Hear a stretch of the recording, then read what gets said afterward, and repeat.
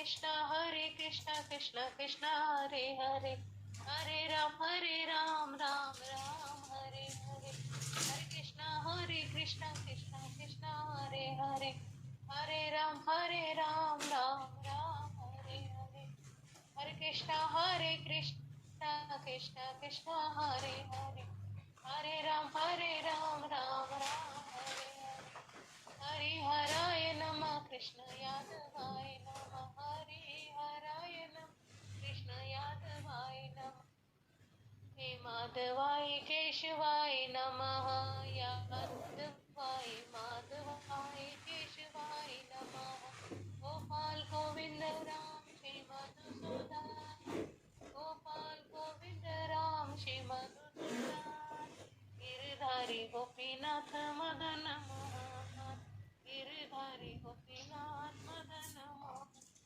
कृष्ण हरे कृष्ण कृष्ण कृष्ण हरे हरे हरे राम राम राम हरे हरे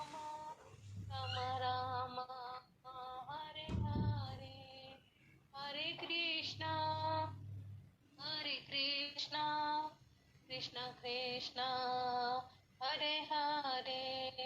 हरे राम राम राम हरे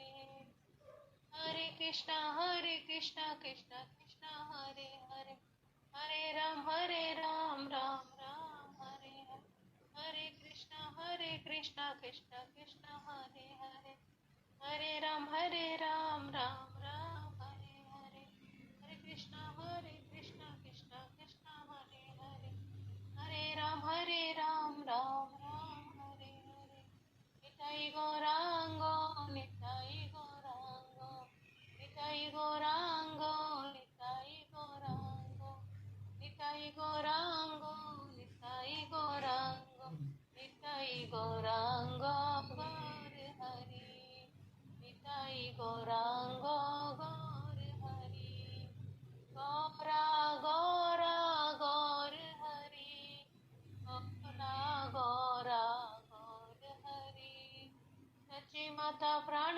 धन गौर हरि विष्णु प्रिया प्राण धन गौर हरि मायापुर निवासी गौर हरि नदिया बिहारी गौर हरि प्रभुपाद प्राण धन गौर हरि पतित पावन गौर हरि मैं अपराधी गौर हरि अपरा क्षमा करो गौर हरि गौरा गौरा गौर हरि गौरा गौरा गौर हरि गौरा गौरा गौरा गौरा गौर हरि गौरा गौरा गौरा गौरा गौर हरि हरे कृष्ण कृष्ण कृष्ण हरे हरे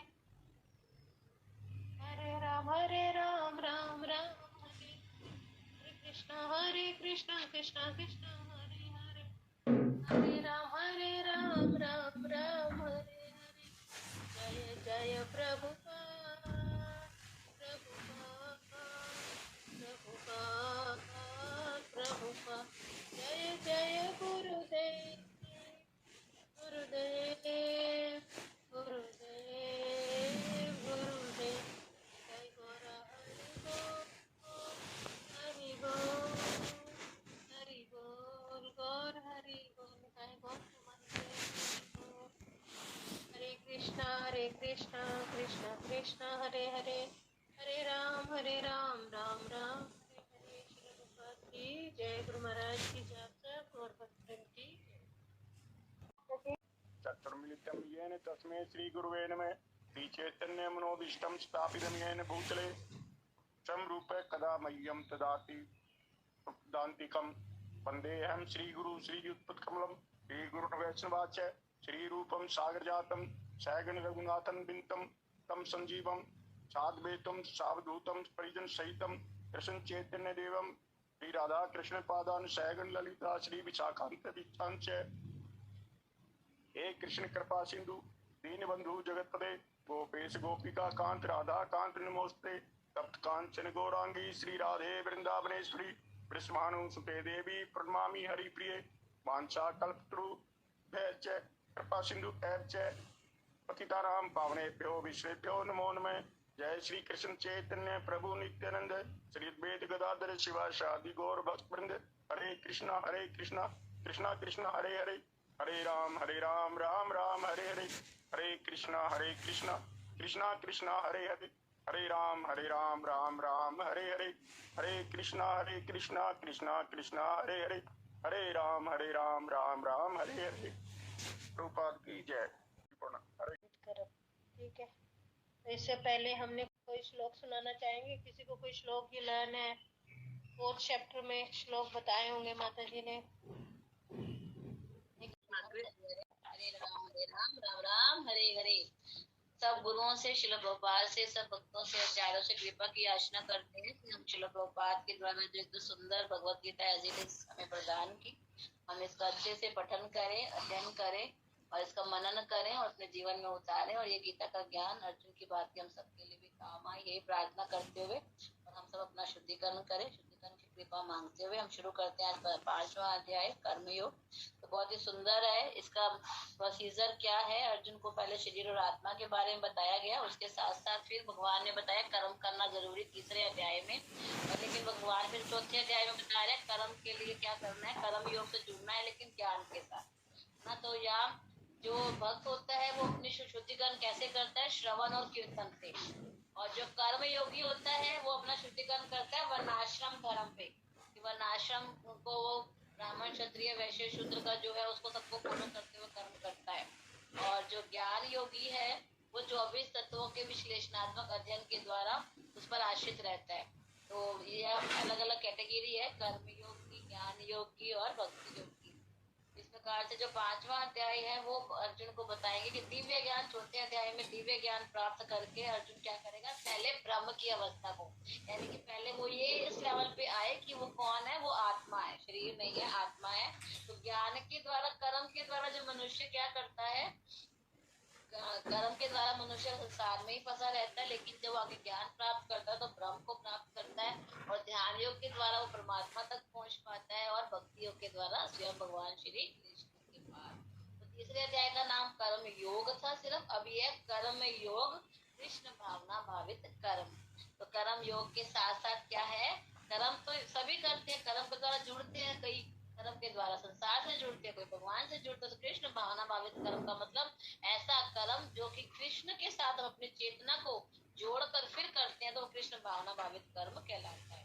इसमें क्या है? जो ज्ञान योग है वो अच्छा है, श्रेष्ठ है कर्म योग से। कर्म योग में हमें बहुत टाइम लगता है कि पहले वर्णाश्रम को सबको फॉलो करेगा, वर्णाश्रम को पार करेगा, फिर थोड़ा सा ज्ञान होएगा, फिर वो आगे बढ़ेगा। ज्ञान योग श्रेष्ठ है, कर्म योग स्पीड वाइज। और कर्म योग में डाउनफॉल का ज्यादा डर रहता है कि अर्जुन को बताया कि कर्म में फंसना नहीं है, कर्म की बहुत जानकर हमें कर्म करना चाहिए। ठीक है, तो कर्म योग अध्याय 5 कृष्ण भावना भावित कर्म। तो आप सबके भक्तों के चरणों में सादर प्रणाम करते हुए हम शुरू करते हैं, सुनने का प्रयास करते हैं। अर्जुन उवाच संन्यासं कर्मणा कृष्णं पुनर्योगं च संशयसि यच्छ्रेयत योरेकं तन्मे भूय सुनिश्चितम्। अर्जुन ने कहा, कृष्ण पहले आप मुझसे कर्म त्यागने के लिए कहते हैं और फिर भक्ति पूर्वक कर्म करने का आदेश देते हैं, ठीक है, बुद्धि योग के द्वारा जुड़ने का। क्या आप अब कृपा करके मुझे बताएंगे, निश्चित रूप से मुझे बताएंगे इन दोनों में से कौन अधिक लाभप्रद है? ये अर्जुन का क्वेश्चन आ गया 3रे अध्याय में। पहले कहते कि कर्म में तू बंध जाएगा, फिर कहते हैं नहीं बुद्धि योग अच्छा है, तो इन दोनों में से ज्यादा अच्छा क्या है आप मुझे बताइए। और क्या कहा? कृपा करके बताइए। ऑर्डर नहीं किया कि भगवान उसके उनके ड्राइवर थे, सारथी थे, तो वो ऑर्डर कर सकते थे, अपने ड्राइवर को ऑर्डर कर देते हैं चलो भाई बताओ क्या है कैसे है। लेकिन यहाँ कहते हैं कृपा करके आप मुझे बताइए, क्योंकि उन्होंने, अर्जुन ने क्या माना? भगवान को गुरु मान लिया था इसी वजह से। तो 5वें अध्याय में क्या बता रहे हैं हमें कि भक्ति पूर्वक जो कर्म करते हैं वो क्या है?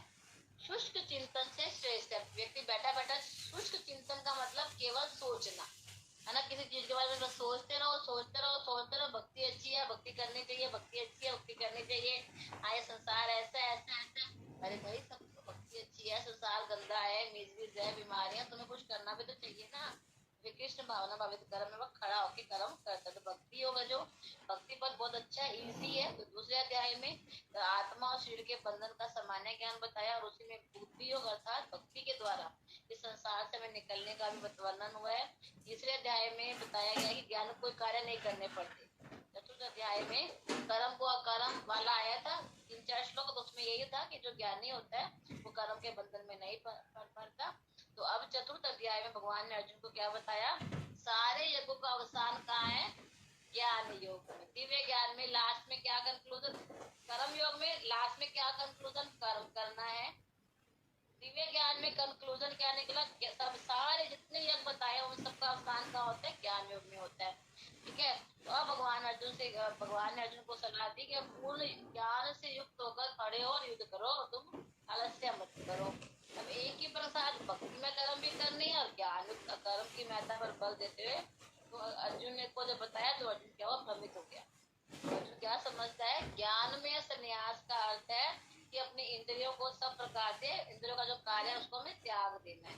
किंतु भक्ति योग में कोई कर्म करता है तो फिर कर्म का किस प्रकार त्याग हुआ, कर्म तो हम लोग भक्ति योग में कर्म तो करते ही हैं, फिर त्याग कैसा हुआ ये आप मुझे बताइए। तो ज्ञान में संन्यास को सभी प्रकार के कार्यों से मुक्त होना चाहिए, वो ज्यादा अच्छा है, या फिर ज्ञान के साथ सारे कार्य कर्म भी करे और बंदे भी नहीं, कैसा है। तो कर्म के तुल्य है, पुरुष सब प्रकार के कर्म त्याग दे, या पूर्ण ज्ञान से समझ कर फिर हम कर्म करें। अर्जुन ने क्वेश्चन करा भगवान। श्री भगवान उवाच संन्यास्य कर्म योग च निःश्रेयस करावुः तयोस्तु कर्म संन्यासात् कर्म योगो विशिष्यते। श्री भगवान ने उत्तर दिया, मुक्ति के लिए तो कर्म का परित्याग और भक्तिमय कर्म दोनों ही उत्तम है, किंतु इन दोनों में से कर्म के परित्याग से भक्ति युक्त कर्म श्रेष्ठ है। भगवान बता रहे हैं कि इस संसार से हमें मुक्त होना है ना, भौतिक इच्छाएं हमारी जीरो हो जाए, इसके लिए क्या है, कर्म का परित्याग भी कर सकते हैं और भक्तिमय कर्म करके दोनों तरीके से हम इस संसार से मुक्त हो सकते हैं। लेकिन दोनों में से ज्यादा श्रेष्ठ क्या है, कर्म के परित्याग से ज्यादा श्रेष्ठ है भक्ति युक्त कर्म। तात्पर्य में श्रील प्रभुपाद बता रहे हैं कि सकाम कर्म, हम हर कर्म को अपनी इच्छा, अपने फल, अपनी तृप्ति के लिए करते हैं, यही भवबंधन का कारण है। और जो हमारा शरीर है ये पिछले जन्मों के कर्मों का फल है, और ये शरीर क्या क्लेशों से युक्त है, शरीर नाशवान है, हमेशा नाना प्रकार के हमें कष्ट देता रहता है। इसलिए इंद्रिय तृप्ति के लिए कर्म करना अच्छा नहीं है, क्योंकि यही हमें यहाँ पर फंसाता है, और इंद्रिय तृप्ति की चेतना के कारण ही हमारा देहांतरण होता रहता है। ज्यादा अच्छा है कि हम वासुदेव के प्रति भक्ति और प्रेम उत्पन्न करें। कृष्ण भावना भावित होकर जब हम कर्म करते हैं तो वो सकाम कर्म नहीं होते। कृष्ण भावना मत केवल कर्मों के परित्याग से बद्ध जीव का हृदय शुद्ध नहीं होता। हम सोचे ना कि हाँ ये कर्म मुझे बांध रहे हैं और मैं कोई कर्म ही ना करूं, तो इससे हमारा हृदय शुद्ध नहीं होगा, क्योंकि अंदर जो हमारे विकार है वो रहेंगे, प्लस हमारे हृदय में कठोरता रहेगी। जब हम भक्तों की सेवा करते हैं, भगवान के बारे में सुनते हैं, पढ़ते हैं, नाम जप करते हैं, तो इससे हमारा हृदय कोमल होता है, सॉफ्ट होता है। हमारे अहंकार और ये लोभ की इच्छा और लोभ मान प्रतिष्ठा की इच्छा सारी खत्म होती चली जाती है। तो बता रहे कृष्ण भावना भावित कर्म करना संन्यास से ज्यादा श्रेष्ठ है। संन्यास में नीचे गिरने की संभावना रहती है, क्योंकि वो क्या करते हैं कि हर चीज को भौतिक समझकर कि हाँ इसमें मेरी आसक्ति ना हो जाए, उसको त्याग देते हैं। जबकि संन्यास का मतलब है ये समझना कि हर वस्तु भगवान की है। जब हमें ये पता लग जाए कि सब वस्तु भगवान की, तो हम क्या करेंगे, इसको त्यागेंगे या इस वस्तु को लेकर भगवान की सेवा में लगाएंगे। तो सेवा में लगाएंगे तो उससे फिर हमारी शुद्धि होगी, उससे हमें भगवान से प्रेम होगा और उसी से फिर आगे काम बनेगा। तो ये बता रहे कि सारी संपत्ति कृष्ण की है, जो यह जानकर सब कुछ भगवान की सेवा में लगाता है वही नित्य सन्यासी है। सन्यासी की एक्चुअल परिभाषा नहीं है कि सारे कर्मों का त्याग कर दिया वो सन्यासी है। सन्यासी कौन है असली, जो सब कुछ भगवान की सेवा में लगाए। जी ये बहुत सुंदर परिभाषा बताई है कि हम लोग ग्रस्त में रहते हुए भी सन्यासी बन सकते हैं। थर्ड हो गया? नहीं, थर्ड ही करना है, थर्ड करना है। तो वो मेरी मीटिंग ली हो गई।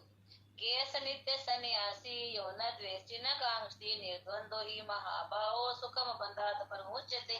तो दूसरे श्लोक से हमें क्लियर हो गया कि मुक्ति जरूरी है। मुक्ति का मतलब क्या है, मुक्ति का मतलब है इस भौतिक संसार से निकलकर हम भगवान के दिव्य धाम, अपने दिव्य धाम वापस जाए। मुक्ति का मतलब ये नहीं कि वो शरीर को त्यागना है, ज्योति मिल जाए, वो मुक्ति नहीं है। मुक्ति का मतलब है कि मुक्ति तो हमें चाहिए ही चाहिए। उसके लिए दोनों चीजें अच्छी है। भगवान क्या कहते हैं अर्जुन से, जो पुरुष न तो कर्म फलों से घृणा करता है, पहले तो यह था कर्म फल की इच्छा ही ना करे, है ना। भगवान कहते हैं मैं लिप्त नहीं होता। तो अब क्या कहते हैं, अब और थोड़ा सा लेवल अर्जुन का भक्ति में करने के लिए थोड़ा सा लेवल को बढ़ा रहे हैं कि अर्जुन अब संयत हो गया, संयमित हो गया, रिलैक्स हो गया, उसे समझ में आ गया कि हाँ ये ज्ञान अच्छा है, भगवान ठीक है। तो वो आगे से क्वेश्चन करके अपने आप को और सेटिस्फाई करने की कोशिश कर, और भगवान भी उसके लेवल को और जैसे नर्सरी क्लास के बच्चा, सेकंड क्लास का बच्चा, फिर फोर्थ क्लास का बच्चा, हम थोड़ी जिम्मेवारियां बच्चे की बढ़ाते जाते हैं। तो अर्जुन को पूरा हाई लेवल का ज्ञान भगवान दे रहे हैं। जो कर्म फलों से ना तो कर्म फलों से घृणा करता है, ना कर्म फलों की इच्छा करता है, वह नित्य सन्यासी जाना जाता है। नित्य सन्यासी का मतलब त्याग, यानी कि उसे कुछ चाहिए ही नहीं। हाँ बस ठीक है, ये कृष्ण के लिए कर रहा हूँ, ये भक्तों के लिए कर रहा हूँ। फिर महाभाव अर्जुन ऐसा मनुष्य समस्त द्वंद्वों से रहित होकर वह बंधन को पार कर पूर्णतः मुक्त हो जाता है। तो हम देखते हैं पूरी गीता जी में बहुत बार द्वंद्व शब्द आया है।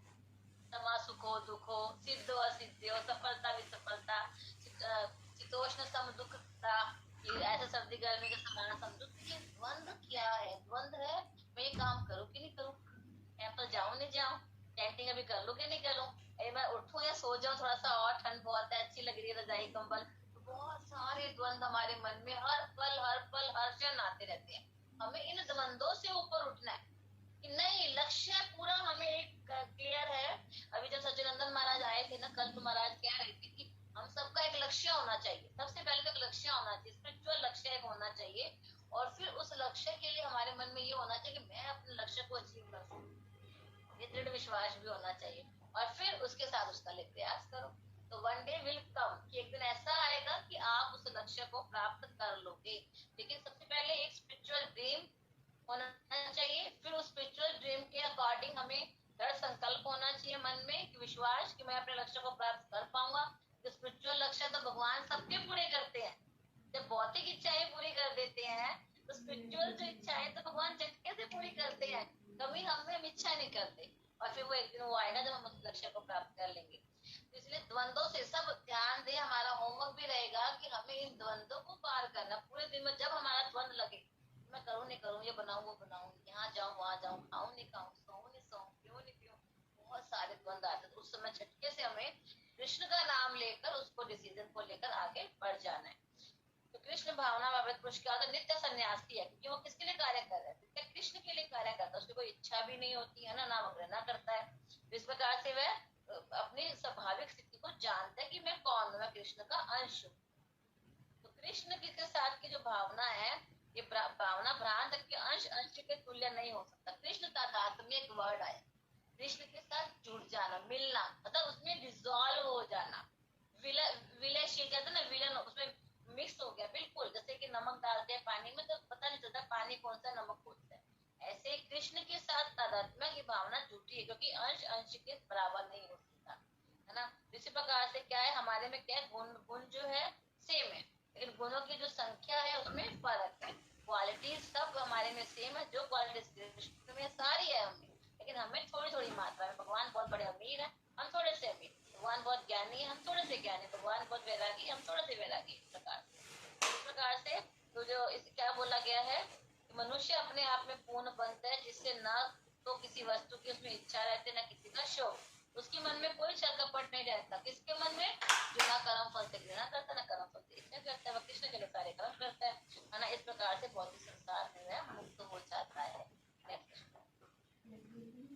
सांख्य योगो प्रतिपाला प्रवदन्ति न पंडिता एकमपि आस्थिता सम्यक उभयोर्विन्दते फलम। अज्ञानी ही भक्ति मतलब कर्म योग को भौतिक जगत के विश्लेषणात्मक अध्ययन मतलब सांख्य योग से भिन्न कहते हैं। अज्ञानी मतलब इग्नोरेंस, मतलब जो ज्ञान जिसको नहीं हो, वो क्या कहते हैं कि कर भक्ति योग और सांख्य योग अलग अलग हैं। जो वस्तुतः ज्ञानी है वे कहते हैं कि जो इनमें से किसी एक मार्ग का भली भांति अनुसरण करता है, या तो भक्ति योग का या सांख्य योग का, वह दोनों के फल प्राप्त कर लेता है।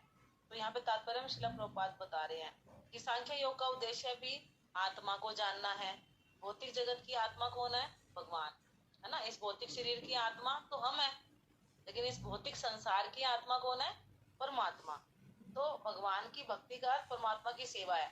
तो सांख्य योग का उद्देश्य क्या होता है? एक विधि से वृक्ष की जड़ खोजी जाती है, और भक्ति योग से क्या होता है? उसको सींचा जाता है। तो ये जड़ को खोजना या फिर सींचना दोनों एक ही बात है। तो वास्तव में सांख्य योग के जो वास्तविक छात्र हैं वो भगवान को ढूंढते हैं, और पूर्ण ज्ञान होने पर वो भगवान की सेवा में खुद को लगा देते हैं। सांख्य योग के बाद वो भक्ति योग में लग जाते हैं। तो इन दोनों में कोई भेद नहीं है, दोनों का उद्देश्य भगवान की प्राप्ति है। तो जो ज्ञानी है उसको पता होता है कि सांख्य योग और कर्म योग दोनों एक ही हैं। नेक्स्ट फ्लो करिए। यत् सांख्ये प्राप्यते स्थानं ततोऽगरपि गम्यते एकं सांख्यं च योगं च यः पश्यति स पश्यति। जो ये जानता है विश्लेषणात्मक अध्ययन, विश्लेषणात्मक को हम एनालिसिस इंग्लिश में बोलते हैं। तो एनालिसिस से आपको ज्यादा क्लियर हो जाएगा कि हम किसको एनालिसिस करते हैं, चीज किससे, हम कोई चीज खाते हैं, मान लो हमारे पास कोई स्नैक आता है तो हम सोचते हैं किससे क्या बना है, आलू का बना है, पनीर का बना है, क्या बना है, हम सोचते हैं, विचार करते हैं, फिर हम खोज भी करते हैं उसके बारे में। अगर हमारे आसपास कोई बनाने वाला पूछते हैं कि आपने कैसे बनाया, क्या है, तो वो एनालिसिस हो गया। और एक व्यक्ति क्या करता है, बड़ा अच्छा है, खा लो और बस आराम से मस्त रहो, है ना, ऐसे समझ सकते हैं कि खाया, अच्छा बना है, थैंक यू, खाया, आराम से उसको रैलिश कर रहा है। एक सारी चीजों को पूछेगा और फिर रैलिश करेगा। तो एक तो इजी वे है भक्ति योग का, जो एनालिसिस वाला थोड़ा सा मुश्किल है, लेकिन दोनों एक ही है। जो अज्ञानी होगा, जिसको ज्ञान नहीं है, वो कहेगा ये अलग अलग है। उसी को आगे बढ़ाते हुए भगवान कह रहे हैं जो ये जानता है कि विश्लेषणात्मक अध्ययन द्वारा प्राप्त स्थान भक्ति द्वारा भी प्राप्त किया जा सकता है। जो हमने स्नैक की विधि पूछी, सारा पूछा, वो हमने महसूस किया, खा के महसूस कर लिया। पहले हम पूछेंगे बताओ बताओ कैसे बनाया, फिर खाऊंगा, पता नहीं आपने क्या क्या डाला। एक कहता है खा लो भाई, खाते पता चल जाएगा अच्छा है, बासी है, ताजा है, क्या है। तो एक तो क्या बता रहे हैं कि एनालिसिस के द्वारा प्राप्त स्थान भक्ति के द्वारा ही प्राप्त किया जा सकता है। इस तरह जो सांख्य योग और भक्ति योग को एक समान देखता है, वही वस्तुओं को यथारूप में देखता है। तो यहाँ क्या बताया गया है कि सांख्य दार्शनिक शोध के द्वारा निष्कर्ष निकालता है कि जीव भौतिक संसार का नहीं अपितु कृष्ण का अंश है। और सांख्य विधि में मनुष्य को क्या करना पड़ता है, विरक्त होना पड़ता है चीजों से, अपने आप को, इंद्रियों को भौतिक वस्तुओं से अलग करना पड़ता है। लेकिन जो भक्ति योग में क्या करता है, वो पहले कृष्ण के लिए कर्म करता है, और जब वो कर्म करना शुरू करता है तो धीरे धीरे धीरे धीरे सारी आसक्तियां, विरक्तियां सब खत्म हो जाती है। ये इसी है कि हमें कुछ छोड़ना, हमें क्या बोलते हैं, हम कहते हैं कि मुझ में ये गंदी आदत है, ये गंदी आदत, तो हमारे भक्त में बोलते थे कि कोई बात नहीं, आप मंदिर आओ बस, अब आप बस माला शुरू कर दो, बस कोई बात नहीं, आप प्याज भी खा रहे हो, कोई बात नहीं, आप बाहर भी जा रहे हो, कोई बात नहीं, बस आप माला शुरू करो, बस आप एकादशी रख लो, सिर्फ आप 4 नियम को फॉलो कर लो। ऐसे करते करते सारी चीजें, सारा जो अटैचमेंट है धीरे धीरे धीरे धीरे हमारा खत्म हो जाता है। इस प्रकार बता रहे हैं कि दोनों विधियां एक ही है, ऊपर से एक विधि में विरक्ति दिखती है।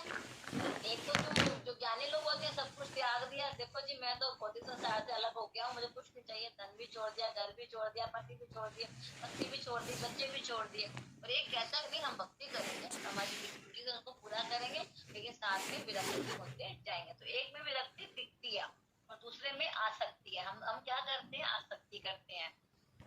जो पदार्थ से विरक्ति है वो कृष्ण से आसक्ति है।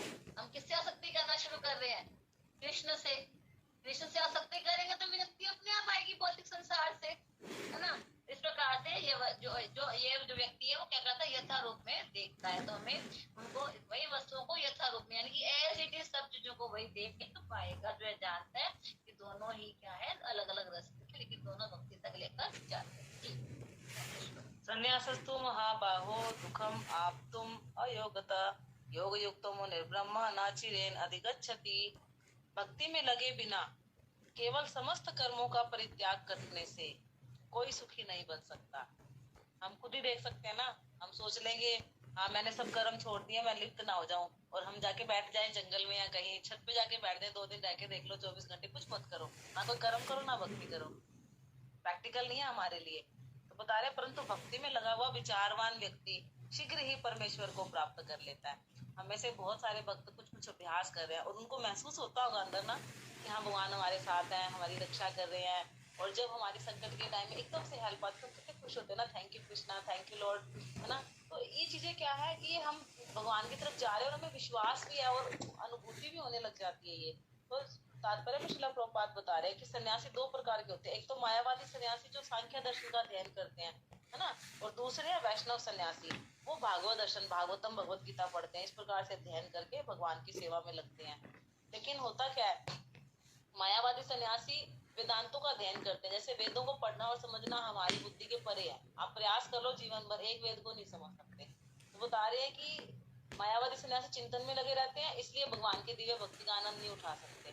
जैसे हमें कह दिया कि आप अच्छा खाओगे ना तो आपकी उससे आसक्ति हो जाएगी, तो आप अच्छा खाना छोड़ दो, कितना मुश्किल है।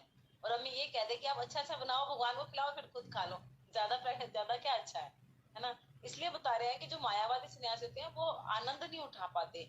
लेकिन जो भक्त होता है, एशिया का वो युद्ध हो रहा था और बमबारी हो रही थी और प्रभुपाद कचौरियां बना रहे हैं। शिष्य कह रहे प्रभुपाद, एक बम अगर हमारी बिल्डिंग पे गिर गया तो आप कचौरियां बनाने में लगे हो। बोले हम कचौरियां बना के भगवान को खिलाएंगे और खाते खाते धाम चल जाएंगे, और क्या होगा। जो जहाँ बैठे डर तो रही है, डर के मारे वो कुछ नहीं कर रहे और हम भगवान को भोग लगा के खा रहे हैं, तो हम कचौरी खाते खाते धाम जाएंगे क्योंकि हम कृष्ण प्रसाद खाएंगे।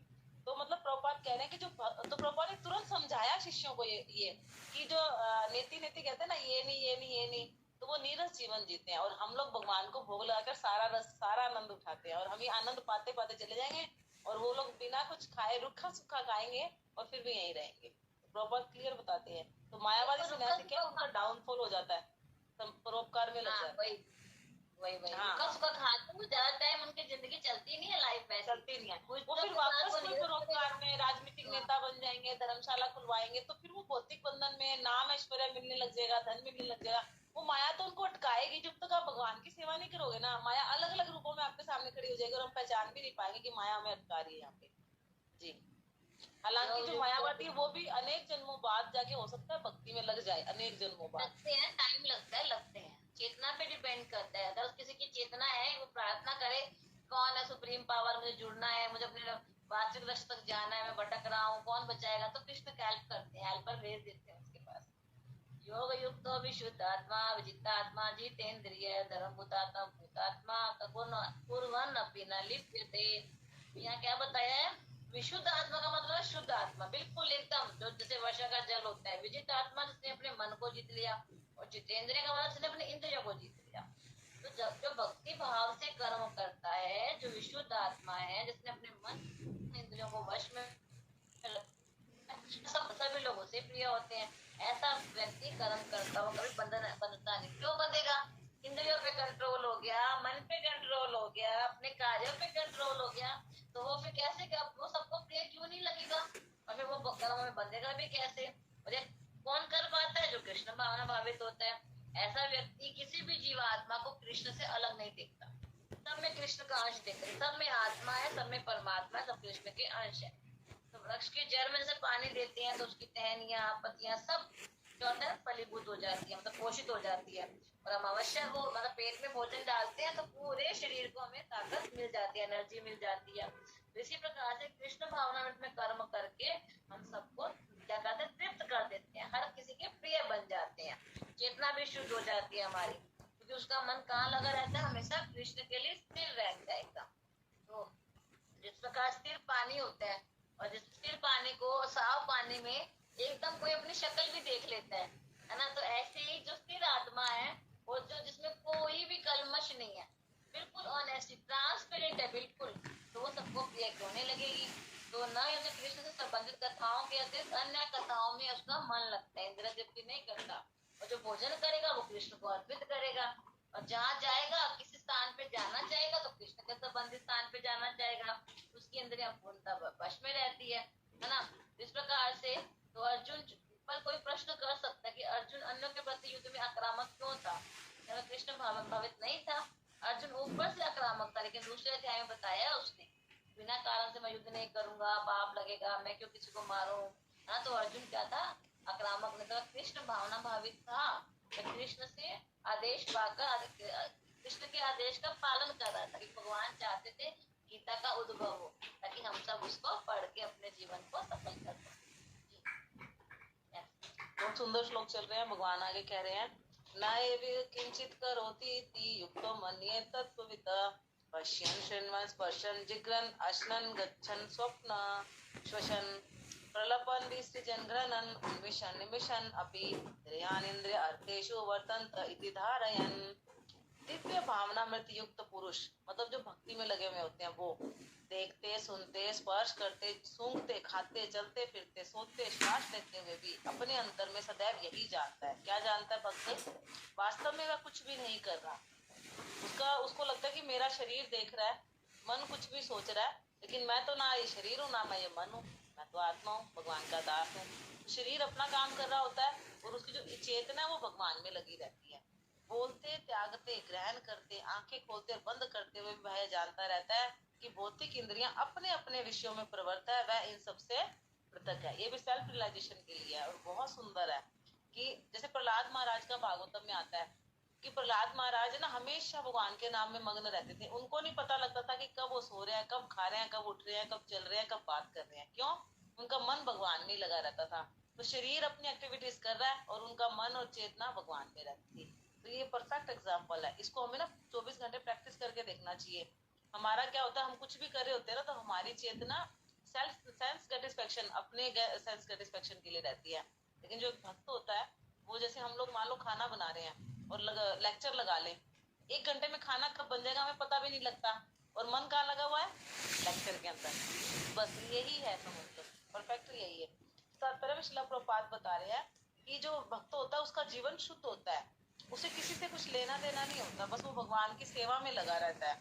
और ऐसा देखने में लगता है कि वो भी अच्छी तरह खा रहा है, अच्छे से पहन रहा है, शायद लाइफ एंजॉय भी कर रहे हैं, लेकिन वास्तव में वो किसको एंजॉय करे? भक्ति को आनंद ले रहे होते हैं। उन्हें कोई फर्क नहीं पड़ता, उनको रूखा सूखा मिल जाए, किसी टाइम अच्छा मिल जाए, किसी टाइम कुछ मिले ना मिले, उन्हें कोई फर्क नहीं पड़ता। वो आध्यात्मिक रूप से हमेशा व्यस्त रहते हैं। तो प्रभुपाद बता रहे हैं कि जो भक्त होता है उसकी इंद्रियां भगवान की तुष्टि में और जो भौतिकता में लगा होता है वो अपनी सेंस सेटिस्फेक्शन में लगा होता है।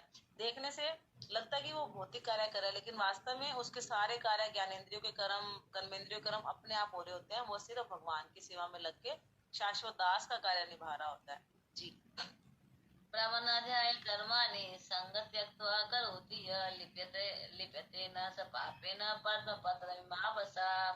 जो व्यक्ति कर्म फलों को परमेश्वर को समर्पित करके आसक्ति रहित होकर अपना कर्म करता है वह पाप कर्मों से उसी प्रकार अप्रभावित है जैसे कमल पत्र जल से अस्पृश्य रहता है। जब कर्म फलों को हम कृष्ण को अर्पित कर देंगे, मैंने जो कमाया वो आपके लिए, कौन कौन भक्त तैयार ऐसा करने के लिए? मैंने मेरे बच्चे पैदा हुए वो सब आपके लिए है ना, चलो ब्रह्मचारी बना देते हैं ना, सारे भक्त इस्कॉन मंदिर हमारा बन रहा है, सब कुछ अपना सब कुछ दे गया परिजन सब कृष्ण की सेवा में लगा देते हैं, है ना। जो कर्म फलों को कृष्ण की सेवा में समर्पित कर देता है तो वह पाप कर्मों से वैसे ही अप्रभावित है जैसे कमल का फूल कहाँ खिलता है? कहाँ खिलता है? कीचड़ में। कीचड़ में, पंख माने कीचड़, कीचड़ में माने जन्म से, उसने कीचड़ में जन्म लिया। कीचड़ में जन्म लेने के बाद भी जो कमल पत्र होता है वो अस्पृश्य होता है, टच ही नहीं करता कीचड़ को, इसी वजह से भगवान के शिव चरणों में चढ़ाया जाता है। तो ऐसे ही भौतिक संसार एक कीचड़ के समान, हम यहाँ आ गए हैं तो हमने भौतिक संसार की गंदगी को में टच नहीं करना है। भौतिक संसार में गंदगी है कि नहीं है? काम क्रोध लोभ मोह मद मत्सर सब इस भौतिक संसार में पड़ा पड़ा है, लेकिन हम यहाँ आके इस कीचड़ से प्रभावित ना हो तो हम भी भगवान की सेवा करने के योग्य बन जाएंगे। यह कहते हैं कि जो यह जानता है कि सब कुछ कृष्ण का है और कृष्ण की सेवा में लगाना है और शुभ अशुभ से द्वंद्व से बिल्कुल मुक्त हो जाता है ना, कोई भी कार्य करने को कहता है कि मुझे यह भगवान ने शरीर किस लिए दिया है? कृष्ण की अपनी सेवा करने के लिए। तो यह जानता है वैसे ही रहता है, कमल पत्र जल में रहकर रहता है और भीगता नहीं है। लेकिन जो कृष्ण भावना मृत विहीन पुरुष अपने इंद्रियों को अपने शरीर को अपना मान लेता है, लेकिन जो भक्ति में लगता है वह सब कुछ कृष्ण की संपत्ति मान कहता है, कृष्ण की सेवा में लगना चाहिए। तो गीता जी में पता है कि हमारा शरीर कैसे बना हुआ है? 5 तत्वों से बना है। अग्नि किसकी है? कृष्ण की। जल किसका है? कृष्ण का, है ना। जल अग्नि वायु आकाश सब पृथ्वी सब किसका? कृष्ण का। उससे हमारा शरीर बना है। हम ये कहते तो बहुत है 5 तत्वों का शरीर है, 5 तत्वों में विलीन हो जाता है। अरे ये 5 तत्व है किसके? कृष्ण की है। ऐसे कोई बिल्डिंग बनाते हैं तो उसमें हमने ईंटें ब्रिक्स लगा दी, सीमेंट लगाया, आयरन लगाया, पानी लगाया, बहुत सुंदर बिल्डिंग बन गई। उस सबको मिला के तो वो बिल्डिंग किसकी होती है? वो जो मालिक है उसकी होती है ना। तो हमारे ये 5 तत्वों को मिला के शरीर खड़ा हो गया। ये शरीर खड़ा तो हो गया, शरीर है किसका? कृष्ण का। लेकिन इस शरीर से हम क्या करें, अपने अंदर देखते कितना गलत हो गया। तो ये शरीर कृष्ण का, कृष्ण की सेवा में ही लगना चाहिए, तो हम कमल के पत्र के समान हो जाएंगे जो कीचड़ को स्पर्श नहीं करता। जी नहीं। कायेन मनसा बुद्धया केवलेन्द्रिये अपि योगिना कर्म कुर्वन्ति संगम त्यक्त्वा आत्मशुद्धये। योगी जन आसक्ति रहित होकर शरीर, मन, बुद्धि और इंद्रियों के द्वारा केवल शुद्धि के लिए कर्म करते हैं। भगवान बहुत सुंदर बता रहे। योगी जन मतलब जो भगवान से जुड़ चुके हैं, पूरी तरह जुड़ गए हैं। तो वो जुड़ गए हैं तो फिर वो क्या करते हैं, आसक्ति रहित होकर कर्म करते हैं। किस तरीके से, शरीर, मन और बुद्धि और इंद्रियों के द्वारा। लेकिन करते किस लिए? शुद्धि के लिए। हम एक दिन नहा लें और 5 दिन ना नहाए, तो एक दिन का नहाना क्या 5 दिन तक चलेगा? नहीं। बॉडी को वैसे मेंटेन करने के लिए डेली नहाना पड़ेगा। कमरा एक दिन साफ कर लें और एक हफ्ते तक साफ ना करें तो गंदा हो जाएगा। तो इसी प्रकार से जिनका हृदय शुद्ध हो गया, शुद्ध होने के बाद भी उस शुद्धि को मेंटेन रखने के लिए वो शरीर, मन और बुद्धि और इंद्रियों के द्वारा भी भगवान की सेवा करते रहते हैं। अदरवाइज क्या होगा? डाउनफॉल हो जाएगा।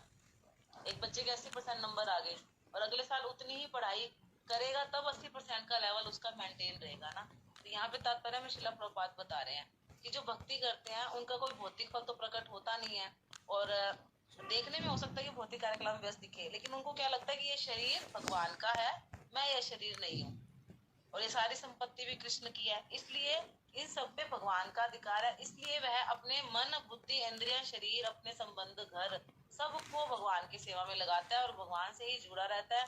इस वजह से वह अहंकार से रहित हो जाता है। और हम अहंकार के कारण सोचते हैं कि मैं एक पत्नी हूँ, या मैं एक माँ हूँ, या मैं गोरी हूँ, या काली हूँ, या मैं इतना कमाती हूँ, मेरी पोस्ट पोजीशन ये है। ये सब चीजें क्या अहंकार की वजह से है। लेकिन जो सब कुछ भगवान की सेवा में लगाएंगे तो अहंकार नहीं होता। तो यही कृष्ण भावनामृत की पूर्ण अवस्था श्रील प्रभुपाद बता रहे हैं। जी। युक्त कर्म फलम त्यक्त्वा शांति महापनोति नैष्ठिकीम् अयुक्त काम कारेण फले सक्तो निबध्यते। निश्चल भक्त शुद्ध शांति प्राप्त करता है। निश्चल भक्त कौन है? जो भगवान को सब कुछ कर्म फल अर्पित कर रहा है, जो सारी पहले क्वालिटीज हमने सुनी है।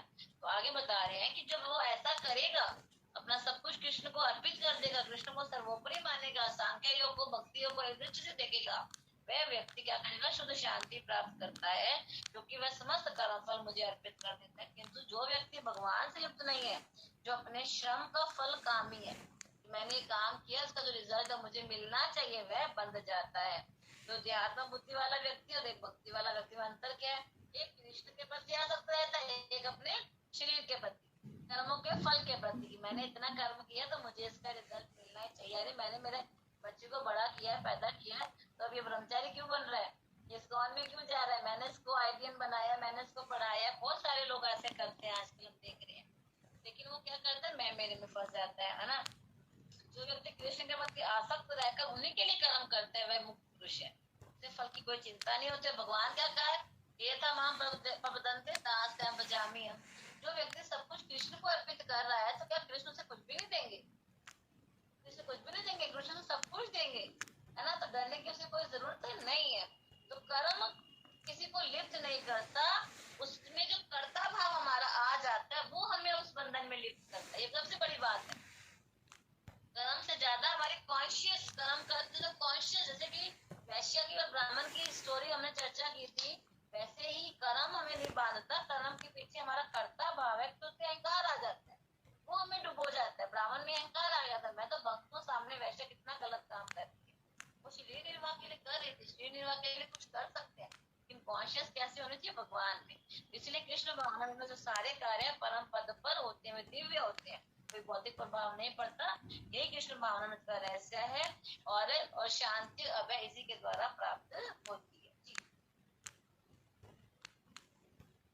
सर्वकर्माणि मनसा सन्न्यस्य आस्ते सुखम वशी न द्वारे पुरे देहि न एव कुर्वन्न कारयन्। जब देहधारी जीवात्मा अपनी प्रकृति को वश में कर लेता है, तो भगवान बता रहे हैं कि देहधारी जीवात्मा, जब जीव अपनी प्रकृति को, प्रकृति क्या होता है? अपना साइकोफिजिकल नेचर समझ के और उसके अकॉर्डिंग जब हम भगवान की सेवा में लगते हैं, तब क्या होता है? आगे मन से समस्त कर्मों का परित्याग कर देता है। मतलब मन से कोई भी भौतिक कार्य या इंद्रिय तृप्ति के लिए कुछ नहीं करता। तब वह क्या करता है? 9 द्वारों वाले नगर, इस भौतिक शरीर में बिना कुछ किए कराए सुख पूर्वक रहता है। हम अपने अपने भौतिक जीवन में तो ये असंभव सा लगता है ना हमें सोचने में, लेकिन भगवान क्या बता रहे हैं? भगवान बता रहे हैं कि अगर हम तात्पर्य में चलते हैं, तात्पर्य बता रहे श्रील प्रभुपाद कि ये जो शरीर है ये एक नगर के समान है और प्रकृति के गुणों द्वारा हमें शरीर मिला है ना, अपने पिछले कर्मों के हिसाब से। तो उसके हिसाब से जो काम है वो अपने आप होते रहते हैं शरीर के। क्या हमारी इच्छा से हमारी श्वास चलती है? नहीं। इस प्रकार से शरीर की परिस्थितियों के अनुसार रहते हुए भी जीव जब भक्ति में लगता है तो इन परिस्थितियों के परे जा सकता है। मतलब मेरे शरीर की क्षमता है कि मैं मान लो 1 घंटा काम कर सकती हूँ, लेकिन मन में अगर भगवान की सेवा का उत्साह होता है और भक्तों का संग होता है और आध्यात्मिक वातावरण होता है तो हम मंदिर में 2 घंटे भी सेवा कर पाते हैं। तो ये क्या है, हम अपनी क्षमता के परे भी जाके सेवा कर पाते हैं। तो इसलिए बता रहे कि परा प्रकृति को विस्मृत करके हम क्या करते हैं, यहाँ पर भौतिक संसर्ग में लग जाते हैं, जो हमारी कैपेसिटी है वो काम करने की कम हो जाती है। लेकिन जब हम भक्ति में लगते हैं, हम देखते हैं भक्त लोग माला भी कर लेते हैं, जॉब भी कर लेते हैं, घर भी चला लेते हैं और भक्ति की इतनी बड़ी बड़ी सेवाएं भी कर लेते हैं। कैसे कर पाते हैं? कि भक्ति के कारण, क्योंकि उन्होंने अपना साइकोफिजिकल नेचर समझा, उसको भगवान की सेवा में लगाया, उनकी क्षमता बढ़ गई। तो ऐसे बता रहे हैं कि जब हम भगवान की सेवा में लगते हैं तो हम अपनी प्रकृति को वश में करके इस 9 द्वार वाले भौतिक शरीर में रहकर भी सुख पूर्वक रह सकते हैं। अदरवाइज जो शरीर है वह सुखाल्यम नहीं है, दुखाल्यम है। शरीर क्या है? दुखों का घर है ना। कोई व्यक्ति है जो कहता हो मुझे कभी कोई बीमारी ना लगी है, ना लगेगी, या बुढ़ापा नहीं आएगा, या मृत्यु नहीं आएगी, होएगा ये सब कुछ। लेकिन जब बद्ध अवस्था में होते हैं तो फिर हमारी जो शक्ति है वो क्षीण हो जाती है। लेकिन जब हम भक्ति में लगते हैं तो इन सब चीजों से ऊपर उठ जाते हैं। लास्ट लाइन में प्रभुपाद बता रहे हैं कि जो भक्ति करता है वो शरीर के बाह्य और आंतरिक दोनों कर्मों से मुक्त हो जाता है। बाह्य कर्म से कैसे? जैसे अर्जुन युद्ध कर रहा है तो देखने में तो क्या है, घोर कर्म है, लेकिन वो उसका भक्ति है ना, तो बाह्य कर्म से मुक्त हो गया। और आंतरिक कर्म मतलब चेतना से वो हर समय भगवान की सेवा का सोचता है, इस वजह से उसको वो कर्म भी नहीं लगते। जी नेक्स्ट।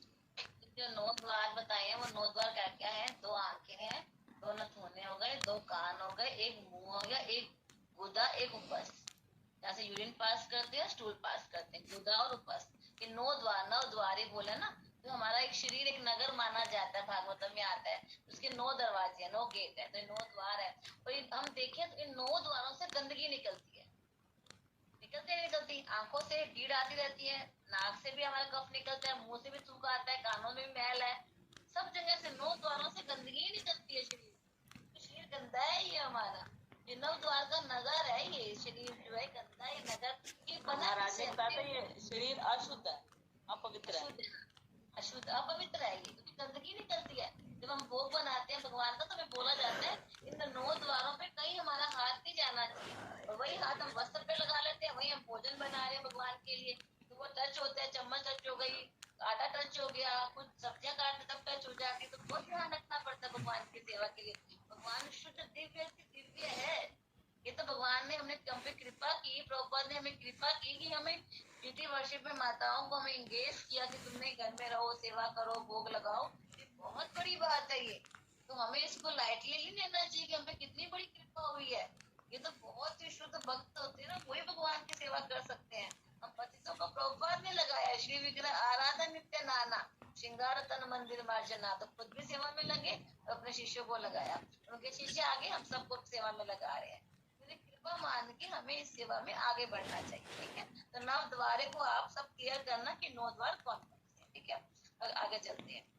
न कृतम न कर्माणि लोकस्य सजति प्रभु, न कर्म फल संयुगम स्वभावस्तु प्रवर्तते। शरीर रूपी नगर का स्वामी देहधारी जीवात्मा न तो कर्म का सृजन करता है। शरीर रूपी नगर हो गया हमारा, ये बॉडी क्या है? शरीर है, नगर है का स्वामी। स्वामी कौन? अंदर जो बैठी आत्मा, इसने इस देह को धारण कर रखा है। आत्मा शुद्ध है, दिव्य है, इस आत्मा ने इस शरीर को धारण, देहधारी बोलते ना, देहधारी जीवात्मा। तो जीवात्मा हम हो गए और इस देह को धारण कर रखा है, और शरीर हमारा एक नगर है। तो शरीर रूपी नगर का स्वामी देहधारी जीवात्मा न तो कर्म को सृजन करता है, न लोगों को कर्म करने के लिए प्रेरित करता है, और न ही कर्म फल की रचना करता है। वो केवल बिल्कुल निर्लिप्त होता है, शुद्ध है, दिव्य है आत्मा। इसी प्रकार से कहीं नहीं। ये तो सारा क्या है? भौतिक संसार के विषय हमें दिखते हैं। ये भौतिक इंद्रियां काम में लगती है, मन उसको उद्वेलित करता रहता है, बुद्धि का हरण हो जाता है, तो वो इन सब कार्यों में फंस जाता है। और आत्मा क्या है? बिल्कुल बुद्धि के पास में, निकट पड़ोसन है बुद्धि आत्मा की।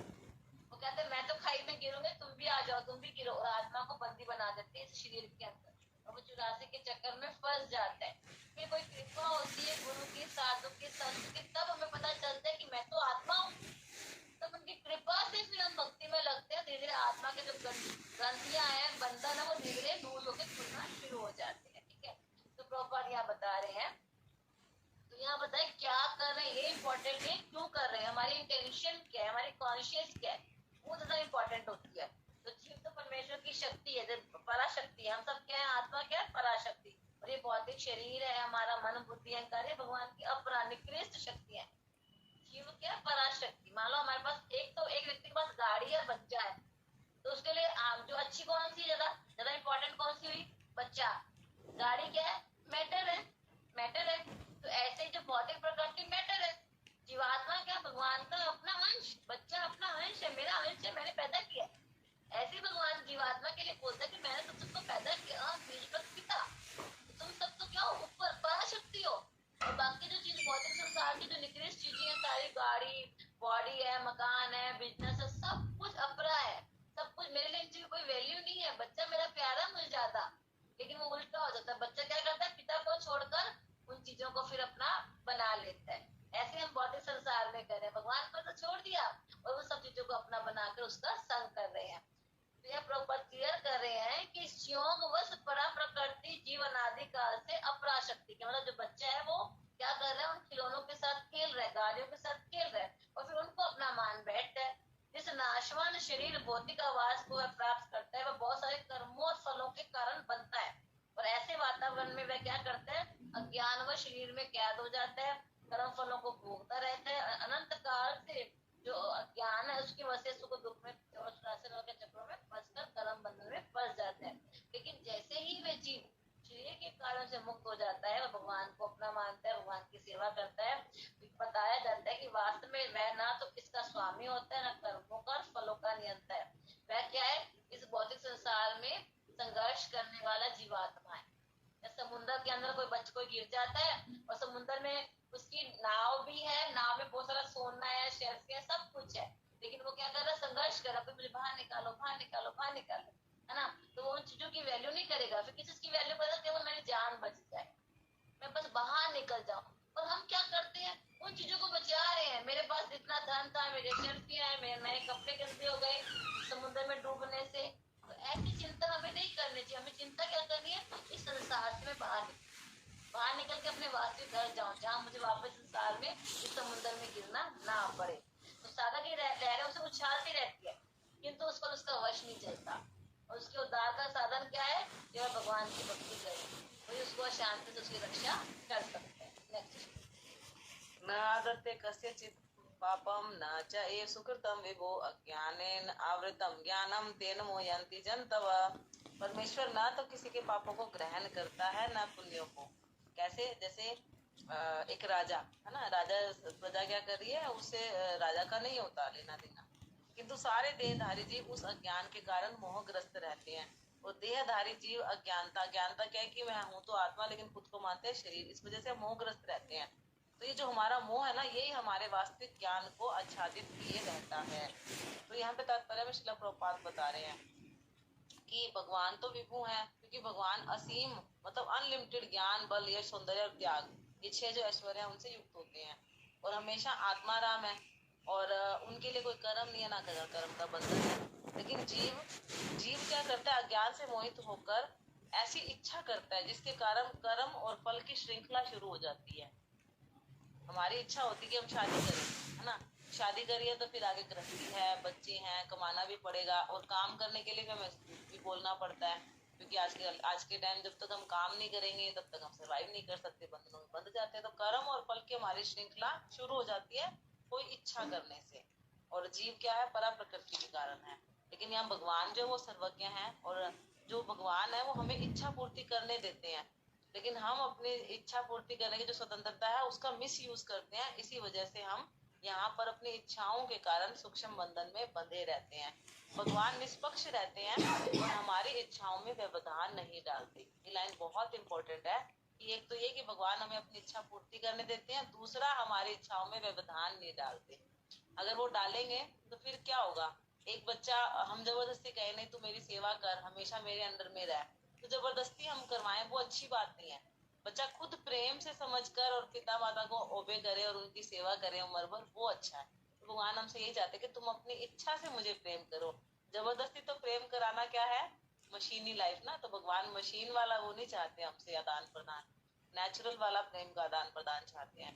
इसलिए यहाँ बताया है कि भगवान ऐसा नहीं मतलब कुछ भी करते जिससे हमारा को इंटरफेयर हो। लेकिन हाँ, भक्त कहता है कि भगवान आप इंटरफेयर करो, तो भगवान फिर करते हैं। बल्कि भक्त के जीवन में जो भी होता है वो सब कुछ भगवान की इच्छा से ही होता है। लेकिन जो भक्ति नहीं करे उनके जीवन में जो होता है वो उनके खुद के कर्मों के फलों के हिसाब से होता है। इसलिए बता रहे हैं कि भगवान को लेना देना नहीं होता हमारे पाप और पुण्यों से, लेकिन हम अपने ही मोह के कारण, अज्ञानता के कारण हमारा जो ज्ञान है वो ढका रहता है। तो हम भगवान की उपेक्षा करते हैं, इसी वजह से हमारे में मोह उत्पन्न होता है। एक बच्चा जो पिता को डिसओबे करेगा तो वो दुखी रहेगा। इस प्रकार से अज्ञानतावश जो जीव होता है वो क्या कहता है कि भगवान उत्तरदायी है, भगवान ने ये गृहस्थी दी है, भगवान ने बच्चे दिए हैं, भगवान ने ये सारा कर्म दिया, करना तो पड़ेगा ही। नहीं, ये हमारे ही कर्मों का फल और हमारी इच्छाओं का फल है, इसलिए हमें यहाँ करना पड़ रहा है। भगवान ने किसी को बांध के रख दिया, यहाँ पर हमने खुद ने अपनी इच्छाओं के बंधन किया है। लास्ट लाइन प्रभुपाद बहुत अच्छी कह रहे हैं, भगवान ना तो किसी के प्रति घृणा करते हैं, ना किसी को वो चाहते हैं, लेकिन ऐसा देखने में लगता है कि हाँ भगवान ने उनको सुख दे रखा है और हमें दुख दे रखा है। अभी थोड़े दिन पहले एक माता जी 60 साल के हैं, एक हफ्ता उन्होंने फिजियोथेरेपी कराई, नहीं आराम पड़ा। भाई पता नहीं क्यों भगवान मुझे इतना दुख दे रहा है। मैंने उनको समझाया कि नहीं भगवान नहीं दे रहे। हाँ हाँ आप ठीक कह रहे हो। 3-4 मिनट बाद फिर उनके मुंह से वही लाइन, पता नहीं भगवान क्यों मुझे इतना दुख दे रहा है। ठीक है, हरे कृष्णा। ज्ञानेन तु तद्ज्ञानम् येषां नाशितमात्मना तेषामादित्यवत् ज्ञानं प्रकाशयति तत्परम्।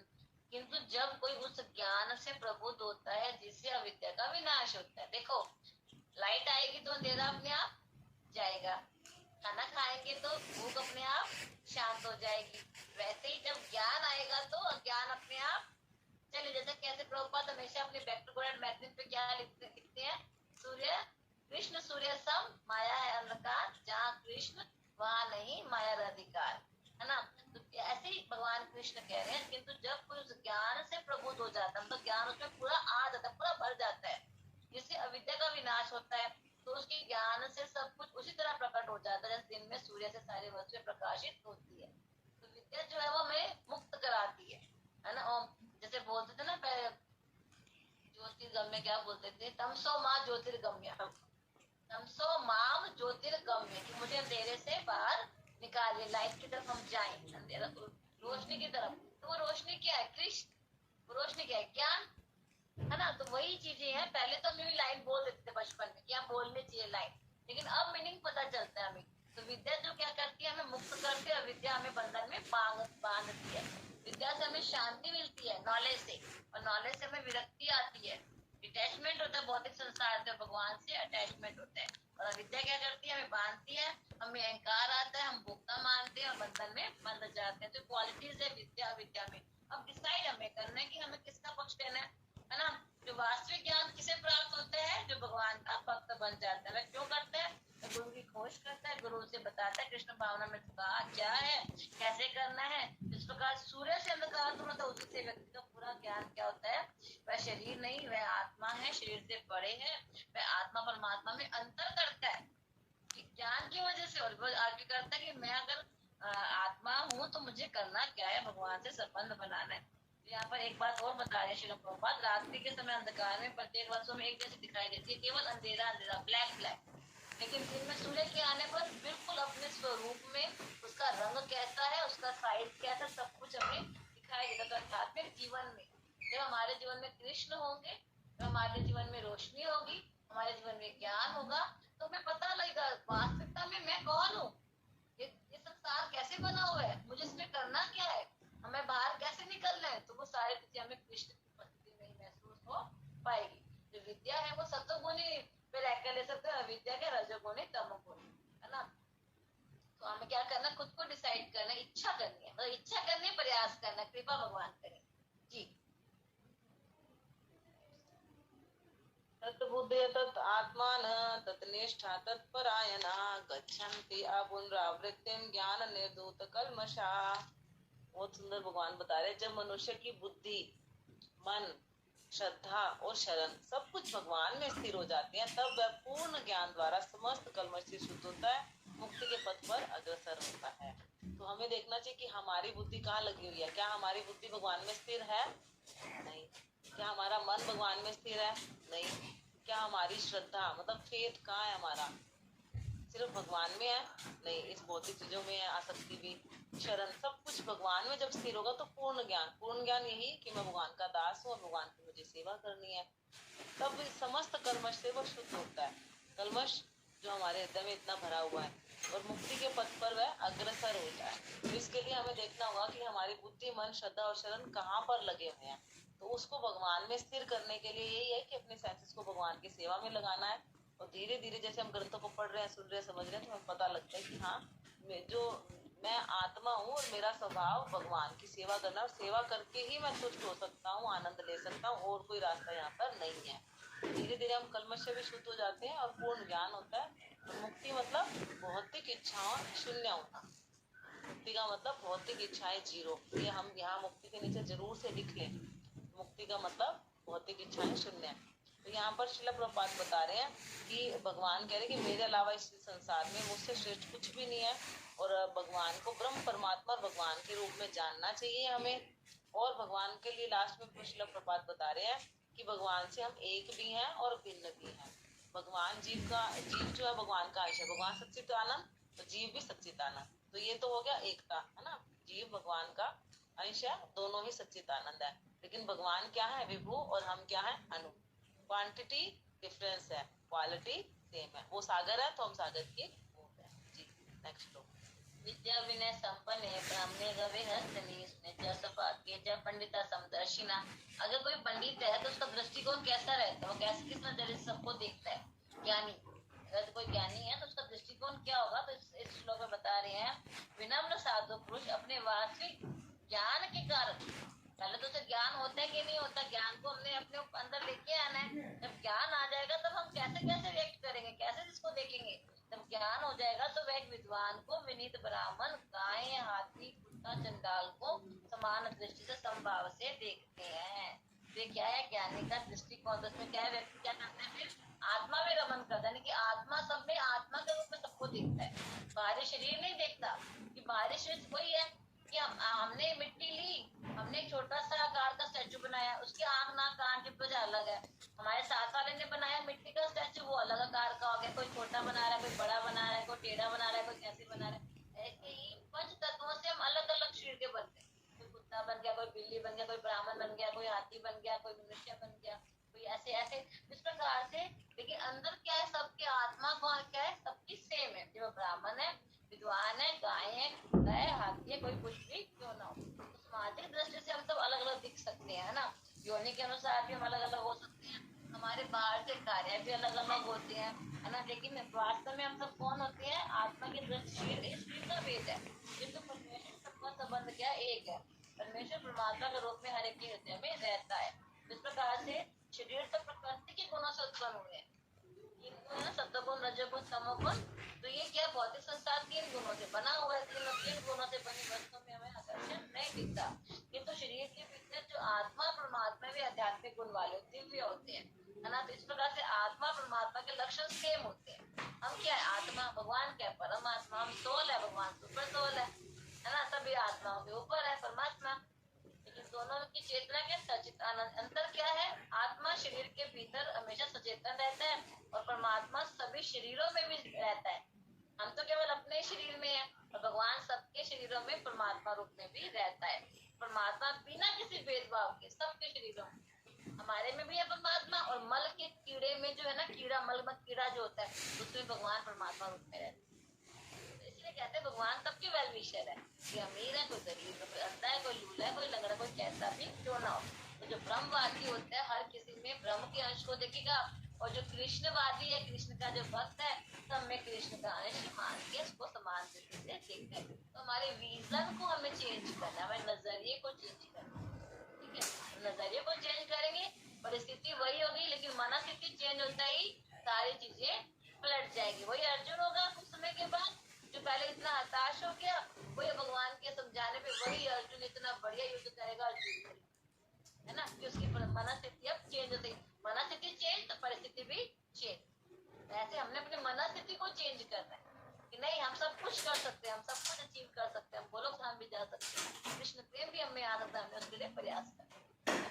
नेक्स्ट श्लोक। इह एव तेर्जित सर्गो येषां साम्ये स्थितं मना निर्दोषं हि समं ब्रह्म तस्मात् ब्रह्मणि ते स्थिता। जिनके मन एकत्व और समता में स्थित हैं, जिन्होंने जन्म और मृत्यु के बंधनों को पहले ही जीत लिया है, वे ब्रह्म के समान निर्दोष हैं, सदा ब्रह्म में ही स्थित रहते हैं। बहुत सुंदर बता रहे हैं भगवान, बहुत सुंदर बोल रहे हैं। ये कह रहे हैं हमारा जब मन एकत्व में और समता में स्थित हो जाए। अर्जुन है, भगवान ने कहा कि मेरी प्रसन्नता के लिए युद्ध करो। अर्जुन ने बोला यस बॉस, मतलब भगवान की इच्छा में अपनी इच्छा को मिला दिया, तो ये एकत्व हो गया नहीं हुआ। जो भगवान कह रहे हैं उसकी जैसी इच्छा, उससे अलग कुछ इच्छा नहीं रखना, ये एकत्व होता है। ठीक है, जो भक्त होता है उसकी इच्छा भगवान की इच्छा के अंदर ही होती है, भगवान से अलग कोई इच्छा भक्त की नहीं होती, ये एकत्व होता है। और समता, समता यही है कि सब भगवान के अंश हैं और सबकी हमें भगवान की सेवा करनी है, भेदभाव नहीं करें हम ना। तो उन्होंने जो ऐसे सब में भगवान को देखता है वो समभाव रहता है, उसके लिए कोई अपना पराया नहीं होता, तो उसको वो जन्म और मृत्यु के बंधनों से पहले ही जीत चुका होता है, शुद्ध भक्त होता है, वो ब्रह्म के समान मतलब भगवान के समान निर्दोष है। तो प्रभुपाद बहुत अच्छी लाइन बता रहे हैं लास्ट 4th पैराग्राफ में, इसको अंडरलाइन कीजिए। भगवान निर्दोष है क्योंकि वो आसक्ति और घृणा से रहित है। जब जीव आसक्ति और घृणा से रहित होता है तो वह भी निर्दोष बन जाता है। तो ये ब्रह्म के समान निर्दोष होना है। जो भगवान के देखो हम संग करेंगे, है ना, भगवान का नाम रूप गुण लीला सब दिव्य है। तो जैसे हम भगवान का नाम का या रूप का गुण लीला का शास्त्र के रूप में उनका संग करें, हरि नाम के रूप में उनका संग करें, तो भगवान के गुण हमारे अंदर आएंगे कि नहीं आएंगे। जिसका हम संग करते हैं उसके गुण हमारे मन अपने आप आते जाते हैं। भगवान का भोग लगा झूठा खाएंगे तो जिसका झूठा खाएंगे उससे प्रेम हो जाएगा कि नहीं होगा, उसके गुण आएंगे कि नहीं आएंगे। तो ये बता रहे हैं कि वो भी भगवान के समान निर्दोष हो जाता है और हमेशा उसकी चेतना भगवान में ही रहती है। जी। न प्रहिष्ट प्रियं पापं नो द्विजित प्राप्य च प्रियं शिरसुपुतिर आसमूढ़ो ब्रह्मविद ब्रह्मणि स्थितः। जो न तो प्रिय वस्तु को पाकर हर्षित होता है, फिर हमारा द्वंद से विमुक्त हो गए, ना तो प्रिय वस्तु को पाकर हर्षित होता है, ना अप्रिय को पाकर विचलित होता है। जो स्थिर बुद्धि है, जो मोह रहित है, भगवत विद्या को जानने वाला है, वह पहले से ही ब्रह्म में स्थित रहता है। यहाँ ब्रह्म का मतलब क्या होता है, वह अपने आप को शरीर नहीं, वो आत्मा मानता है। तो देखिए अभी भक्ति योग नहीं आया हमारा, अभी हमारा क्या चल रहा है, कर्म योग। ये बात ध्यान रखनी है। प्रभुपाद जान बूझकर वर्ड्स में भक्ति यूज कर लेते हैं ताकि कोई व्यक्ति थोड़ा सा पढ़ता है, पढ़ के छोड़ देता है गीता जी, जो वर्बली भी पढ़ता है तो भक्ति में किसी न किसी प्रकार से लग जाएगा। लेकिन अभी हमारा कर्म योग का अध्याय चल रहा है कि वो कैसे कर्म योग में ज्ञान योग भी आते हैं। कर्म योग में थोड़ा सा ज्ञान लेकर वो जब आगे बढ़ेगा तो वो बिल्कुल भक्ति योग के बिल्कुल पास ब्रह्म है, जहाँ वो जानना चाहते हैं कि वो शरीर नहीं में आत्मा है। फर्स्ट लेवल हमारा काम कर रहा है, इसको हमें ध्यान में रखना है कि ब्रह्म का मतलब क्या है, अपने आप को आत्मा मानना। ठीक है, तो यहाँ पर बताया गया है, दोबारा हम इसको पढ़ा। जो ना तो प्रिय खुश होते हैं अच्छी वस्तु को पाकर, प्रिय और अप्रिय यानी कि घृणा और द्वेष, राग और द्वेष, कि ये मुझे पसंद है, ये मुझे पसंद नहीं है। पसंद को प्राप्त किया तो हंसने लग गया, खुश होने लग गया, तो बेकार वस्तु मिल गई तो वो अप्रिय को पाकर विचलित हो गया ना। तो ये जो ऐसा नहीं करता तो सिर्फ उसके मोह रहित है, वह हमेशा ब्रह्म में यानी कि अपने आत्मा में रमन करता है। वह जानता है कि मैं शरीर नहीं, मैं आत्मा हूँ। हमारी स्थिति अच्छी है, हमने कभी ये जानने का प्रयास नहीं किया कि मैं शरीर नहीं, मैं आत्मा हूँ, हम सीधा भक्ति करने लग गए। तो ये वाला जो बाद वाला लेवल है हम अब पढ़ रहे हैं। यहाँ पर क्या बताया गया, स्वरूप से व्यक्ति के लक्षण दिए गए। स्वरूप, अपना रूप जान रहे हैं कि मैं, अभी हम क्या मानते हैं अपने आप को, शरीर। तो स्वरूप का मतलब क्या, अपने आप को आत्मा मानना। पहला लक्षण उसमें क्या था, शरीर और आत्म तत्व के तादात्म्य का भ्रम नहीं रहता। मैं कभी नहीं सोचता कि मुझे किसी में लीन होना है, ज्योति में लीन होना है। मैं भली बात जानता मैं शरीर नहीं, मैं भगवान का अंश हूँ और मुझे भगवान की सेवा करनी है। और मन की स्थिरता क्या, स्थिर बुद्धि आत्म बुद्धि कहलाती है। वह तो न तो स्थूल शरीर को आत्मा मानता है, मोहग्रस्त नहीं होता, और न शरीर को स्थायी मानता है। तो आत्मा के अस्तित्व को ठुकराता, मतलब उसे पता है, उसका लक्ष्य क्लियर है कि मुझे, मैं शरीर नहीं, मैं आत्मा हूँ और मुझे आत्मा के लेवल पे सारे कार्य करने हैं, वह जानता है। इस प्रकार से क्या कहते हैं, ब्रह्म आत्म साक्षात्कार भी बोलते हैं। ऐसी बुद्धि क्या कहलाती है, कृष्ण भावना में। तो प्रभुपाद यहाँ कृष्ण भावना में कह रहे हैं, जान बूझ के लेकिन ऐसी बुद्धि क्या होती है, ब्रह्म आत्म साक्षात्कार के लेवल पे होती है। लेकिन यहाँ पर कृष्ण भावना में प्रभुपाद बता रहे हैं। जी नेक्स्ट श्लोक। ब्रह्म स्पर्शेषु असक्तात्मा विन्दति आत्मनि यत् सुखम स ब्रह्म योग युक्तात्मा सुखम अक्षयम अश्नुते। ऐसा मुक्त पुरुष, मुक्त पुरुष का मतलब, मुक्त का मतलब जिसको भौतिक इच्छा जीरो है, भौतिक इंद्रिय सुख की ओर आकृष्ट नहीं होता है ना। ऐसे व्यक्ति से कहें कि चलो मूवी चले या घूमने चले या कुछ खाने चले, वो कहेगा नहीं नहीं, इतनी देर में तो अपनी भागवतम पढ़ लूंगा, इतनी देर में तो मंदिर जाके भगवान के दर्शन कराऊंगा। अभी तो सदैव समाधि में रहकर अपने अंदर में आनंद का अनुभव करता है। हम भागते हैं अपने मन के भगाए, है ना। हमारी इंद्रियां, मन क्या कहता है, अच्छा देखने चल, अच्छा सुनने चलिए वो। लेकिन जिसका भगवान में आसक्ति लग गई तो उसको लगता है कि भगवान को ही देखना है, भगवान को ही सुनना है, भगवान को ही पढ़ना है, उनके बारे में बात करनी है, तो वो अंतर में आनंद का अनुभव करता है। हाँ, इंटरनल हैप्पीनेस भक्त लेता है, लेकिन जो भौतिक आसक्ति रखता है वो आउटर हैप्पीनेस लेता है, इसलिए इंटरनली वो अनसेटिस्फाई रहता है। इस प्रकार स्वरूप सिद्ध व्यक्ति, स्वरूप सिद्ध व्यक्ति सबको पता है कि मैं दास हूँ और भगवान की सेवा करने का जिसका स्वभाव बन गया तो उसने अपना स्वरूप प्राप्त कर लिया। ऐसा व्यक्ति पर ब्रह्म में मतलब भगवान में एकाग्रजित होने के कारण असीम सुख भोगता है। क्यों? क्योंकि भगवान का नाम है रसराज कृष्ण, सारा आनंद भगवान के पास है। तो जो भगवान का आनंद कन, भगवान का जो संग करेगा किसी भी रूप में, उसको असीम आनंद मिलेगा ही मिलेगा। तात्पर्य में श्रील प्रभुपाद बता रहे कि यमुनाचार्य जी कहते हैं कि जब भी मैं कभी काम सुख के बारे में सोचता हूँ तो मैं थूकता हूँ, है ना।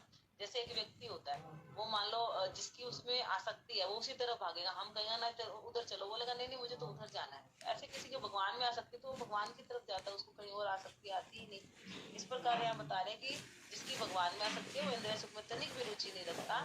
आत्म साक्षात्कार और काम सुख एक साथ नहीं चलते। इस लाइन को अंडरलाइन कीजिए, बहुत इंपॉर्टेंट है कि हम सोचे कि हमें सेल्फ रियलाइजेशन हो जाएगा और हम भौतिक इंद्रियों से अपनी इंद्रियों की तृप्ति करते रहे, दोनों चीज एक साथ नहीं होगी। आउटर जर्नी, इंटरनल जर्नी दोनों एक साथ नहीं होगी। या तो हम माया के दास बनेंगे या भगवान के दास बनेंगे, दोनों में से एक चीज होगी। इसलिए प्रभुपाद बता रहे आत्म साक्षात्कार और काम सुख एक साथ नहीं चलते। तो जो व्यक्ति भक्त होता है वो इंद्रिय सुख की तरफ आकर्षित नहीं होता। ये संस्पर्श जब होगा दुखी होनिया एवते आदि अंतवंत कौनते न तेषुरम ते बुधा। तो जो बुद्धिमान मनुष्य दुख के कारणों में भाग नहीं लेता जो कि भौतिक इंद्रियों के संसर्ग से उत्पन्न होते हैं, हे कुंती पुत्र, ऐसे भोगों का आदि का अंत होता है तो चतुर व्यक्ति उसमें आनंद नहीं लेता। तो पहले हमने मानना है कि दुख के कारणों से में भाग नहीं लेता। जो भौतिक इंद्रियों के संसर्ग का मतलब क्या है, इंद्रियां जब विषयों के साथ लिप्त होती है, आंखें कुछ देख रही है, कान कुछ सुन रहे हैं, जीवा पर कुछ चल रहा है, स्वाद चल रहा है, तो इंद्रियों का संसर्ग हो रहा है विषयों के साथ, तो क्या होगा, वो दुख का कारण है कि उसमें कृष्ण नहीं है ना, उसमें दिव्यता नहीं है। तो वो मनुष्य क्या करेगा, दुख के, जो बुद्धिमान मनुष्य होता है ऐसे दुख के कारणों में भाग नहीं लेगा। मान लो हमें कहीं बाहर कचौड़ी जलेबी कुछ मिल रहा है, लेकिन हमें पता है कि मैं डायबिटिक हूँ, तो हम नहीं लेंगे, नहीं खाएंगे, क्योंकि मुझे खाना ही नहीं है, मैं खाऊंगा मैं बीमार पड़ जाऊंगा, तबियत खराब हो जाएगी। तो बुद्धिमान मनुष्य है, जिससे उसको परेशानी होने वाली है, वो वैसा कार्य नहीं करेगा। कीचड़ है, साफ सुथरी जगह है, तो व्यक्ति कीचड़ में क्यों जाना चाहेगा, पता कीचड़ में जाऊंगा तो मैं गंदा हो जाऊंगा, स्लिप हो जाऊंगा। तो ऐसे बुद्धिमान मनुष्य ऐसा करता है, तो वो सत्वगुण में रहता है, तो ज्ञान होता है पूरा कि मुझे क्या करना, मुझे क्या नहीं करना। एक कुंती पुत्र, ऐसे लोगों का आदि अंत होता है, यानी कि कोई चीज खा रहे हैं तो वो खत्म हो जाएगी थोड़ी देर बाद, है ना, दोबारा भूख लग जाएगी, जैसे खाया 2 घंटे बाद हजम फिर भूख लगी। ऐसे भोगों का आदि और अंत भी होता है, अतः चतुर व्यक्ति उसमें आनंद नहीं लेता। यानी कि हमने ऐसे आनंद को लेना है जो हमेशा स्टेबल रहता है, हमेशा अंत होता ही नहीं, शुरुआत भी नहीं होती अंत भी नहीं होता। वो क्या है, भगवान के साथ आनंद लेना। तो ऐसे परमानेंट सुख नहीं होता, इसलिए उसमें लिप्त नहीं होता। पता है कि मैं टेम्परेरी है, उस टाइम के बाद फिर परेशानी आ जाएगी। जिससे अच्छा मान लो कोई उंगली में घाव हो गया, बार बार दवाई लगाया जा रहा है, उसे पता है बार बार दुख देगा, उसको काट कर चीरा लगवा कर साफ कर दो, बस। ऐसे ही हमें जड़ से उसको खत्म कर देना चाहिए। तो क्या कहते हैं यहाँ पर कि वो कौन कह रहे हैं, इसलिए भागवतम में आता है कि हे पुत्रो, इस मनुष्य योनि में इंद्र सुख के लिए अधिक श्रम करना बेकार है। अपनी इंद्रियों को तृप्त करने के लिए, मान लो हमें 10 चीजें अपने मन कर 10 चीजें बनाए पूजन के लिए, उसमें हमारा जपा भी रहेगा, रीडिंग हियरिंग, इससे 2 आइटम बनाओ अच्छे से प्यार से भगवान के लिए, भगवान को भोग लगाओ और फिर उसको प्रसाद मानकर प्रसन्न होकर खाएंगे तो हम भी तृप्त हो जाएंगे। तो ऐसा सुख तो शुक्रों को भी मिलता है, क्योंकि वो कहाँ रहता है, गंदगी में रहता है, मल मांस खाता, मल खाता रहता है, कुछ होता करना चाहिए। तुम्हें जीवन में तब करना जैसे तुम्हारा जीवन पवित्र हो जाए, तुम असीम सुख को प्राप्त करो, फिर संसार में तुम्हें दोबारा नहीं आना पड़ेगा। जी नेक्स्ट।